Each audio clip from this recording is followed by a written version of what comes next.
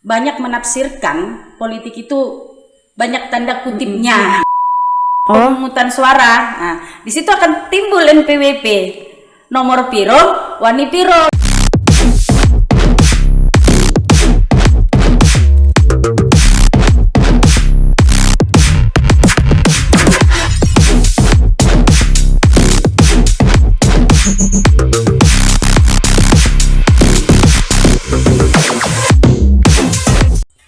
Halo sahabat Bawaslu dimanapun berada, pada saat ini kita sampai pada episode ketiga pada acara podcast Bual Pokalan Bawaslu Kabupaten Simalungun. Pada episode ketiga ini Bawaslu Kabupaten Simalungun kedatangan salah satu wanita tangguh yang menjadi ketua partai politik di tengah sekarang pada maraknya emansipasi wanita dan keterbatasan wanita dalam memberikan aspirasinya. Telah hadir bersama kita Ibu Ida Masta, Ketua DPD Partai Nasdem Kabupaten Simalungun. Apa kabar Ibu? Baik. Bagaimana tadi Bu perjalanan menuju kantor Bawaslu Kabupaten Simalungun? Perjalanannya cukup mengesankan. Walaupun sebenarnya ada sedikit kendala, tapi tetap sampai ke tujuan untuk mengikuti bual pokalan di Bawaslu. Iya, puji Tuhan. Oke Bu, kita langsung masuk ke segmen pertama ya Bu ya. Yang pertama mungkin bisa diceritakan dulu Bu mengenai pendidikan, karir, atau aktivitas Ibu sehari-hari pada saat ini. Status pendidikan saya sampai saat ini masih selesai di S2-nya, tetapi kemarin sudah mau mengikuti S3, tetapi karena memang kita masuk ke dunia partai, sehingga untuk menyelesaikan pendidikan selanjutnya saya stop. Oh, di stop dulu ya Bu ya. Pendidikan saya itu dari orang kesehatan, kemudian ngambil S1 juga di kesehatan, kemudian ngambil S2 juga di kesehatan, tetapi akhirnya jatuh ke politik. Memang sangat unik, tetapi kali inilah perjalanan saya untuk masuk ke dunia politik. Kalau dikatakan pekerjaan, selama ini saya mengajar di akademi sebagai dosen, pengajar di Akademi Keperawatan Bas Balingbingan, dan dulunya juga mempunyai yayasan Akbit Raya Husada yang pada saat itu bertempat di Raya. Kemudian karena memang terlampau jauh di Raya, kita pindah ke Jalan Sambu pada saat itu. Kemudian karena memang sudah sedikitnya peminat untuk yang namanya kesehatan, maka kita pindahkan ke Medan. Saat ini untuk pendidikan sudah kita buat di Medan. Nah, saat ini juga untuk masalah karir, saya sudah stop seluruh karir. Saya sudah berkarir hanya di partai politik sebagai Ketua DPD Nasdem Kabupaten Simalungun. Berarti Ibu dari pendidikan sendiri itu dari kesehatan ya Bu ya? Dari kesehatan. Oke, bagaimana Bu kesan pertama sebagai ketua partai politik dengan latar belakang ini orang kesehatan gitu Bu? Apakah ada kendala atau bagaimana, bisa diceritakan? Masalah kendala banyak, tetapi memang saya sudah punya basic sebelumnya sebagai pengurus organisasi. Pada saat itu ada organisasi GNKI, kemudian organisasi Himapsi. Di sini sudah lumayan tertempa, sehingga masuk pun ke dalam ranah politik sudah ada istilahnya dasar-dasarnya untuk masuk ke dunia politik. Kalau kesannya memang masuk seorang perempuan ke dunia politik ini, ya kita mengetahuinya kadang banyak benturan, banyak masalah yang kita dapatkan. Tetapi bagi saya masalah itu saya anggap seni. Masalah itu saya anggap suatu membuat kita itu semakin matang di dalam berpolitik. Ya itu tadi ya Bu ya, masalah yang ada itu membuat semakin matang ya Bu. Tadi Ibu mengatakan kalau dari S1 itu sudah di kesehatan, S2 kesehatan, mungkin juga S3 mungkin akan ke kesehatan juga mungkin bisa jadi. Tapi ini apakah tidak terlalu jauh gitu ya Bu ya? Dari dunia kesehatan terjun ke dunia politik. Dan biasanya nih Bu, kalau misalnya kita di dunia kesehatan itu kan identik dengan yang namanya suntik. Kalau misalnya sakit disuntik. Tapi kalau Ibu terjun ke dunia partai politik, itu apakah contohnya bisa jadi, kan nggak mungkin nyuntik orang gitu ya Bu ya? Apakah masuk ke suntik suara atau bagaimana gitu Bu? Apakah tidak terlalu melenceng gitu Bu? Pada dasarnya sih kalau dilihat dari profesi saya, yang saya geluti sekarang yaitu dunia politik sangat berbanding terbalik. Cuma memang saya juga merasa masuk ke partai politik itu ada keunikan, ada tantangan. Ya, pada dasarnya kemarin saya hanya ikut mencalon sebagai anggota DPR Kabupaten dulunya. Kemudian saya semakin masuk ke dalam, semakin punya tantangan, semakin happy rasanya. Gitu. Semakin cocok lagi nih ya Bu ya. Ada seperti tantangan yang harus saya lakukan, baik itu di lapangan, baik itu di mana di keluarga atau di mana punya tantangan gitu. Nah, ketepatan memang pada saat itu juga timbul kejenuhan. Di bidang profesi saya, di bidang kesehatan. Iya. Ada seperti kejenuhan, mempunyai tantangan di dunia yang baru di politik. Akhirnya saya coba-coba mulanya, tapi makin saya ikuti, timbul keunikan, timbul seperti tantangan baru, maka saya semakin tertarik. Nah, saat itu saya ditawarkan untuk menjadi bendahara. Pertama sekali saya itu bendahara PPRN. Kemudian saya masuk pernah tim sukses daripada Tritamtomo dulu, ketepatan mertua saya dulu Pak Beni Pasaribu masuk juga sebagai wakil daripada pemilihan Gupsu. Situ saya tertantang. Maka tiba-tiba pada tahun 2009 awal muncul partai baru yang namanya Nasdem. Kecintaan saya dulu melihat Partai Nasdem ini dengan sosok Pak Surya Paloh. Surya Paloh. Orangnya sangat memang betul-betul negarawan, ya memang punya pemikiran yang memang cukup bisa untuk memajukan masyarakat. Akhirnya saya tertarik, sehingga dunia yang namanya profesi saya sebagai kesehatan semakin tertinggal. 2018 saya memang langsung meninggalkannya, tidak terjun lagi ke dunia kesehatan. Tidak ada niat untuk kembali, Bu? Kalau di rumah tetap buka. Di rumah tetap buka ya. Kalau di rumah tetap buka. Pokoknya jiwa-jiwa kesehatannya tetap masih ada ya, Bu ya. Walaupun hanya menerima pasien 1-2 orang aja. Iya, tidak, tapi sudah membatasi. Iya. Selama Ibu menjadi ketua partai politik tentu pernah untuk terjun ke lapangan. Sering ya, Bu ya. Apakah ada Bu momen berkesan gitu ketemu dengan masyarakat gitu? Momen berkesannya kalau kita turun ke masyarakat itu cukup banyak. Kita bisa bersosialisasi, kita bisa langsung terjun ke lapangan. Sebelumnya juga kita sudah terjun ke lapangan, walaupun saya sewaktu kita sebagai bidang kesehatan. Karena pada saat itu juga saya menjabat sebagai ketua PPNI untuk Kabupaten Simalungun. Jadi kalau ke lapangan itu selalu kita sudah lakukan. Makanya di situ saya masuk ke dunia politik dan terjun ke lapangan itu tidak begitu asing lagi. Kalau kesannya banyak, kita bisa melihat masyarakat yang mana masyarakat itu banyak. Bagaimanalah kita katakan, ada yang masih sangat tertinggal, ada yang sudah memang betul-betul mengerti, ada juga memang yang sudah di atas rata-rata.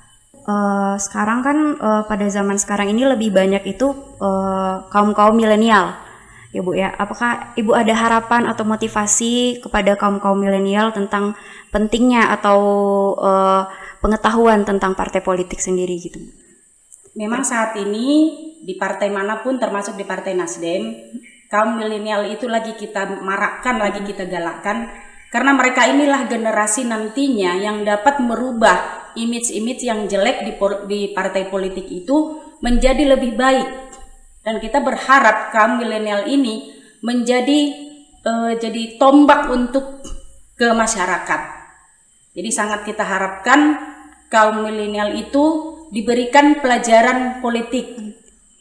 Sangat kita berharap di Nasdem selalu kita buat ada beberapa pelatihan-pelatihan, baik itu dari DPP, DPW untuk kaum milenial, supaya mereka dijadikan garda terdepan, sehingga memang gimana kita rasakan pada saat ini masyarakat yang memang banyak menafsirkan politik itu banyak tanda kutipnya. Rata-rata mungkin pandangan kaum milenial seperti itu ya Bu ya, makanya diperlukan adanya seperti pendidikan pengetahuan tentang partai politik. Oke Bu, kita masuk ke segmen kedua. Segmen kedua ini kita akan berbicara mengenai kepemiluan atau tentang partai politik. Begini Bu, bagaimana partisipasi perempuan dalam partai politik di Indonesia? Kalau dulu kan ada peraturannya itu harus 30%. Bagaimana pendapat Ibu mengenai hal ini? Sangat setuju. Tetapi sampai saat ini juga di Indonesia, jangankan di Indonesia, di Simalungun atau dimanapun, keterwakilan 30% wanita itu masih minim. Batas untuk syarat pencalonan saja 30%, tapi kalau untuk duduk baik di DPR RI, di DPR provinsi ataupun di DPR kabupaten kota, 30% keterwakilan perempuan itu belum ada. Jadi harapan kita kepada kaum perempuan nantinya untuk di 2024 mari memberikan diri supaya kita kaum perempuan bisa memberikan suara kita, bisa kita untuk gender itu supaya kita diakuin. Jadi seorang perempuan itu tidak terbelakang. Tidak dianggap lemah gitu ya Bu ya? Tidak dianggap lemah. Apakah Ibu punya pengalaman? Ibu kan seorang wanita nih. Apakah ada pengalaman Ibu menjadi ketua partai? Mungkin, untuk bagian ini saya rasa berat karena saya seorang wanita gitu. Apakah pernah Ibu merasa seperti itu atau bagaimana? Merasa seperti itu ada. Memang sebagai seorang perempuan ketua partai itu sangat rumit sebenarnya. Karena di dalam partai politik atau di dalam politik ini, hati seorang ibu atau hati seorang perempuan itu jangan pernah dibawa di dalam berpolitik. Tetapi kadang seorang hati perempuan itu tidak bisa dikatakan tidak, selalu tumbuh itu. Tetapi dalam mengambil satu kesimpulan, dalam mengambil satu keputusan, dalam memecahkan suatu masalah, hati seorang perempuan atau hati seorang ibu jangan dibawa ke politik. Itu yang menjadi kadang kendala buat saya selama menjabat jadi ketua. Tetapi dengan kita memberikan tetap suatu selalu kita bertukar pikiran dengan pengurus yang lainnya, maka hal ini bisa kita terbelakangkan. Itu yang menjadi kendala saya selama menjabat ketua seorang perempuan. Oke Bu, rasa tega tidak ada. Iya, berarti masih terbawa-bawa gitu ya Bu ya, wanita, ibu gitu ya Bu. Selama Ibu menjadi ketua partai, apakah ada hak-hak perempuan yang dibatasi Bu? Sebenarnya banyak hak perempuan yang dibatasi, tapi di partai kita memang tidak begitu dibatasi karena dapat kita lihat banyaknya keterwakilan perempuan baik dia di DPP, di DPW maupun di DPD. Jadi di DPC juga tetap juga kita membuat perempuan itu ada minimal dia 30% di kepengurusan. Supaya apa? Supaya hak suara dari perempuan itu bisa diterima, sehingga dalam membuat misalnya ada kita bisa memberikan masukan nantinya kepada Bapak yang ada di DPR RI. Itu yang sering kita lakukan, selalu berkomunikasi. Bu, berarti kalau misalnya untuk hak-hak perempuan yang terlalu tidak ada dibatasi ya Bu ya? Tidak ada dibatasi. Masih bisa bebas mengeluarkan aspirasi. Masih bisa mengeluarkan pendapat. Pendapat juga masih didengar gitu ya Bu ya? Oke Bu, kita beralih pertanyaan. Bagaimana nih pandangan Ibu terhadap lembaga penyelenggara pemilu, entah itu Bawaslu, KPU, atau lembaga-lembaga lain?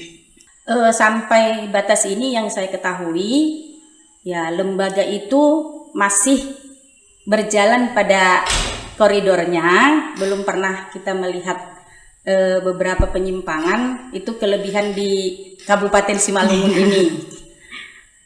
Gimana saya katakan, mereka agresif atau antusias gitu. Kalau kita lihat sebelum-sebelumnya ini, pemilu sebelumnya, ya selalu sigap gitu, tidak pernah meninggalkan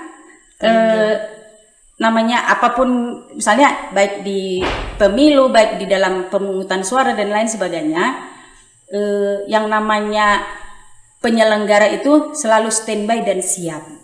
Berarti menurut Ibu penyelenggara pemilu di Bawaslu Kabupaten Simalungun ini masih pas gitu ya Bu ya? Masih pas. Oke. Selanjutnya Bu, bagaimana Bu persiapan dalam partai politik dalam mengikuti tahapan pemilu tahun 2024 nanti Bu? Terkhususnya di Partai Nasdem sendiri.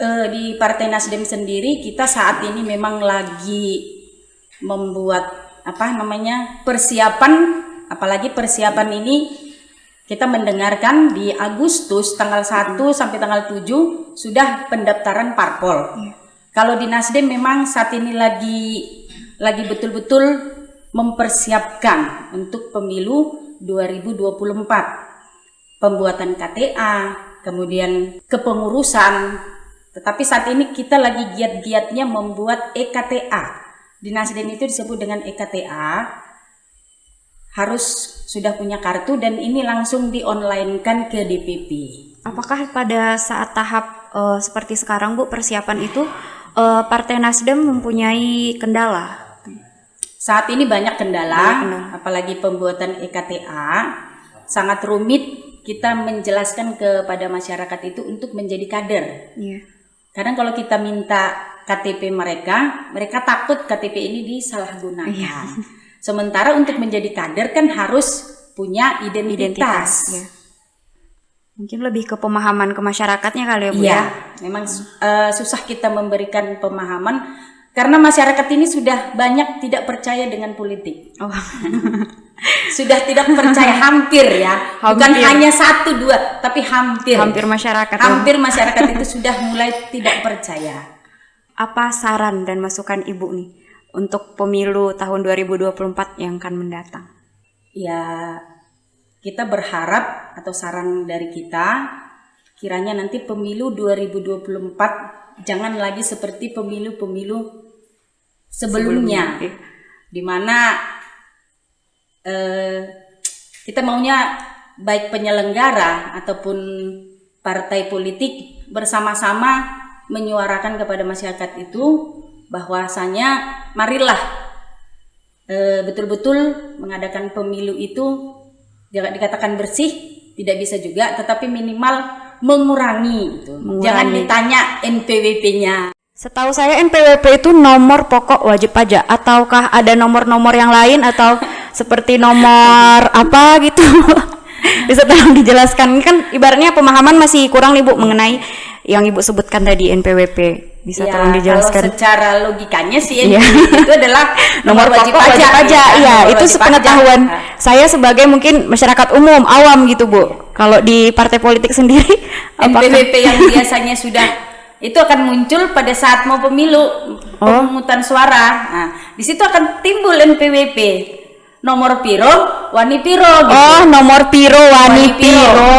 Ya, wani piro ya Bu ya. Iya, jadi kan kita menginginkan di masyarakat itu nantinya hal ini hilang. Jangan timbul lagi. Berarti ini pandangan masyarakat ya Bu ya. Oke, nomor piro, wani piro. Nomor piro, wani piro. Oke. Nah, disinilah kita juga berharap sebagai penyelenggara pemilu hendaknya jeli dengan ini sebagai PR juga ya Bu ya. Jeli untuk melihat bahwa masyarakat itu sudah mementingkan NPWP tadi. Okay. Kalau di Simalungun katanya mago doahap halani tarahat gitu. Itulah dia. Oke, berarti nomor piro wani piro bukan nomor pokok wajib pajak. Oke Bu. Tadi kita sudah melewati segmen 2 tentang kepemiluan dan partai politik. Kita masuk ke segmen 3 Bu. Ini games agak sedikit santai ya Bu ya. Saya akan menyebutkan 3 pertanyaan. Ibu hanya memilih. Misalnya A atau B, Ibu pilih B. Terus kalau bisa Ibu kasih alasannya gitu ya Bu ya. Kita masuk ke pertanyaan yang pertama. Ibu mau jadi ibu yang dulu apa yang sekarang? Yang sekarang. Yang sekarang. Kenapa Bu mau jadi yang sekarang Bu? Yang sekarang itu dikatakan saya itu sudah lebih dimatangkan, sudah istilahnya saya sudah bisa menyuarakan hak-hak sebagai perempuan, sudah bisa menyuarakan bahwa perempuan itu jangan terbelakang lagi, karena perempuan itu tidak perempuan dulu lagi. Makanya sekarang saya katakan tadi, saya menjadi perempuan yang sekarang, tidak yang lalu. Emansipasi wanita ya, Bu. Oke, Bu, pertanyaan yang selanjutnya. Orang yang berharga dalam hidup saya adalah Keluarga. Keluarga. Family first ya, Bu ya. Selanjutnya pertanyaan terakhir. Ibu, kunjungan kerja keluar kota atau turun ke masyarakat secara spontan? Turun ke masyarakat secara spontan. Oke. Tadi itu dia segmen ketiga games ya, Bu. Kita masuk ke segmen yang keempat. Tadi kita sudah bercerita banyak tentang peran wanita dalam partai politik serta dalam pemilu. Bagaimana nih, Bu, tips khusus untuk sahabat Bawaslu mungkin yang bergender perempuan yang ingin terjun ke partai politik, Bu? Mungkin ada beberapa yang masih mikir, jangan partai politik itu terlalu berat, terlalu keras, aku nggak kuat, aku wanita gitu, Bu. Mungkin ada tips-tips dari Bu untuk sahabat Bawaslu di rumah? Baik, untuk sahabat Bawaslu, baik dia yang bukan juga Bawaslu, kita berharap jadilah seorang perempuan yang tangguh. Kalau ada yang mengajak untuk masuk ke partai politik, jangan katakan tidak, tetapi katakan iya. Karena di politik itu memang banyak orang berprinsip perempuan masuk ke partai politik selalu menandakutipkan.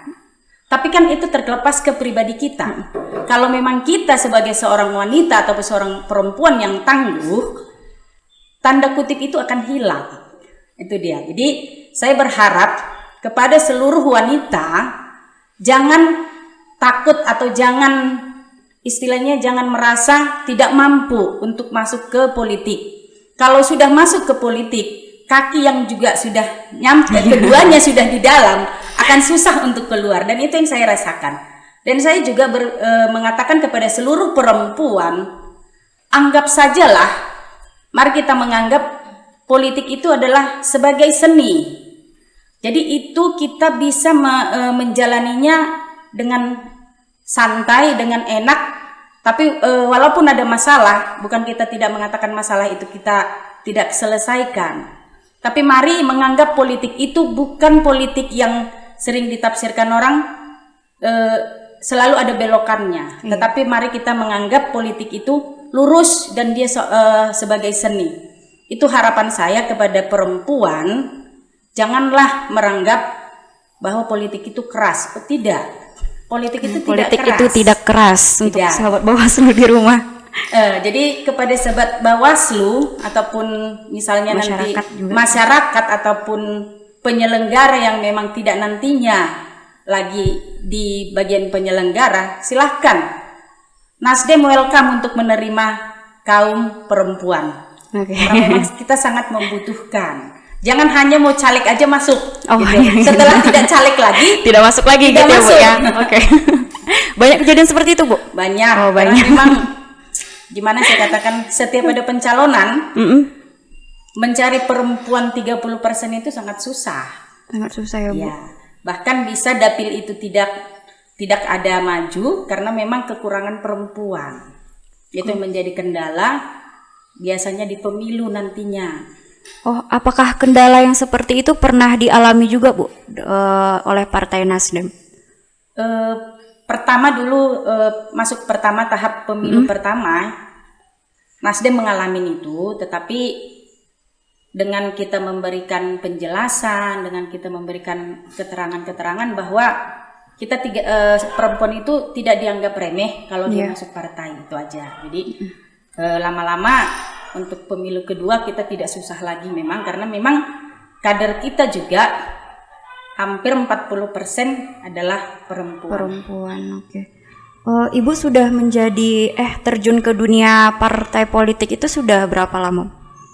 Kalau di Nasdem saya mulai 2009 sudah menjadi ketua partai politik, atau dikatakan sejak adanya Partai Nasdem.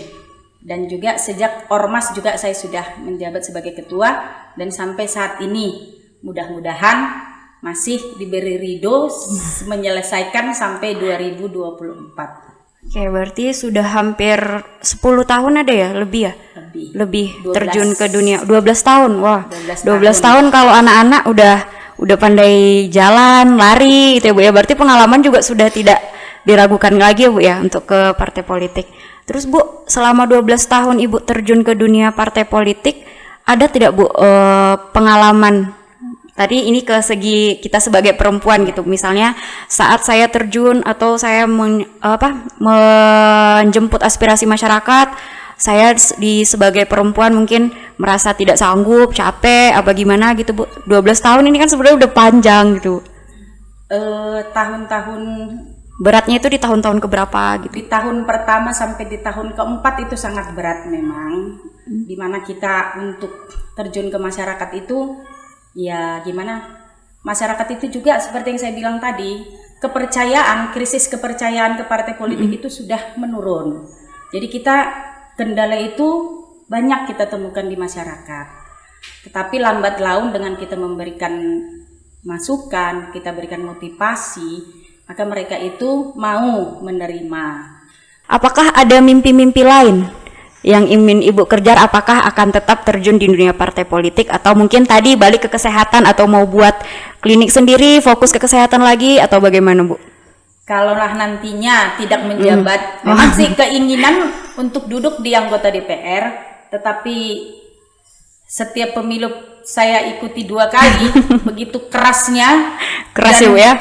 Dan begitu memang luar biasanya, kadang kita berprinsip ya tidak harus menjadi anggota dewan, bisa memajukan masyarakat Simalungun. Iya. Tetapi dengan kita melahirkan anggota dewan dari Nasdem, maka kita berharap perwakilan dari Nasdem itu juga menjadi perwakilan kami untuk memajukan masyarakat Simalungun. Kalau memang sudah tidak di partai politik lagi nanti, saya kemungkinan akan kembali ya buka klinik. Saat ini sih masih buka di rumah, klinik Bonita, itu nama putri saya. Beralamat di mana Bu? Di Marubunjaya. Oh, Marubunjaya. Mungkin untuk sahabat Bawaslu yang ingin bisa langsung ke klinik Bonita ya Bu ya? Ada klinik Bonita. Sebagai ketua partai politik perempuan juga gitu ya Bu ya. Apakah Ibu pernah merasakan ini Bu, banyak anggotanya juga pria kali ya Bu ya? Anggotanya juga pria. Itu bagaimana Bu dalam mengambil keputusan atau dalam rapat atau bagaimana gitu? Ada kendala nggak? Kadang kan kalau misalnya kita perempuan ini, perempuan udah gitu. Atau bagaimana di Partai Nasdem sendiri Bu? Dalam hal mengambil keputusan kan tidak kita sendiri yang mengambil keputusan, tetapi tetap kita melakukan musyawarah gitu ya. Oh, musyawarah dulu nih Bu ya. Tadi sekian bincang-bincang kita bersama Ibu Ida Masta, Ketua DPD Partai Nasdem Simalungun. Mungkin ada apa Bu closing statement? Baik, terima kasih. Saya sangat berterima kasih dengan dipanggilnya ke Bawaslu dalam acara Bual Pokalan. Ya, kepada Bawaslu sangat-sangat berterima kasih kami ucapkan dari Partai Nasdem memberikan kesempatan kepada kami. Yang kita harapkan seperti inilah maunya. Jangan hanya Bawaslu aja yang membuat, tetapi penyelenggara lain misalnya juga KPU juga bolehlah membuat seperti itu. Jadi saya mengatakan is the best buat Bawaslu Kabupaten Simalungun yang memang betul-betul. Nah, hal ini yang menjadi masukan-masukan dari partai bisa diserap oleh Bawaslu untuk kedepannya, untuk pemilu 2024. Nah, ini memang sangat luar biasa. Jadi harapan saya kepada Bawaslu, begitu juga Panos yang ada di kabupaten, yang ada di kecamatan, tetap semangat, tetap melakukan hal-hal yang baik di lapangan ataupun dimanapun berada. Oke, terima kasih Bu untuk closing statement yang sangat-sangat menggugah semangat para penyelenggara pemilu. Oke, demikian tadi podcast Bual Pokalan kita episode ketiga bersama Ketua DPD Nasdem, Ibu Ida Masta Saragih. Kepada Ibu, kami mengucapkan terima kasih Bu sudah meluangkan waktunya untuk bergabung, untuk main-main ke kantor Bawaslu Kabupaten Simalungun. Oke, sahabat Bawaslu, sekian episode 3 kita nantikan episode selanjutnya.